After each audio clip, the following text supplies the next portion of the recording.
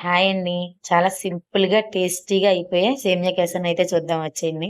ముందుగా పాన్ పెట్టుకొని అందులో 2 టేబుల్ స్పూన్స్ నెయ్యయితే వేసుకోండి. అందులో జీడిపప్పు, కిస్మిస్ అయితే వేయించుకోండి దోరగాని. వేయించుకొని తర్వాత పక్కన పెట్టేసుకోండి. అదే పాన్‌లో ఇప్పుడు మనమైతే సేమియానైతే వేయించుకోవాలి. 1 కప్ సేమియా తీసుకుంటున్నానండి నేను. 1 కప్ సేమియాని ఎర్రగా వేయించుకోండి. వేగిన తర్వాత 1 కప్ సేమియాకి 1 ½ కప్ వాటర్‌నయితే యాడ్ చేసుకోవాలండి. వాటర్ ఏసుకున్న తర్వాత కలుపుకొని మూతైతే పెట్టేసుకోండి. నేనైతే ఫుడ్ కలర్ అయితే యాడ్ చేసుకుంటున్నాను. ఆప్షనల్ అది మీకు కావాలంటే వేసుకోవచ్చు, లేకపోతే లేదు. సేమియా ఉడికిన తర్వాత 1 కప్ సేమియాకి 3/4 షుగర్ అయితే యాడ్ చేసుకోవాలండి. షుగర్ యాడ్ చేసుకొని ఇంకొకసారి కలుపుకోండి.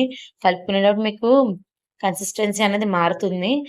ఉడకనివ్వాలి షుగర్ వేసిన తర్వాత. కొంచెం ఇలాచీ కూడా యాడ్ చేసుకోండి. ఇలాచీ యాడ్ చేసిన తర్వాత ఇంకొకసారి కలిపి లాస్ట్‌లో వేయించి పెట్టుకున్న జీడిపప్పు, కిస్మిస్‌నైతే యాడ్ చేసుకోండి. టేస్ట్ అయితే సూపర్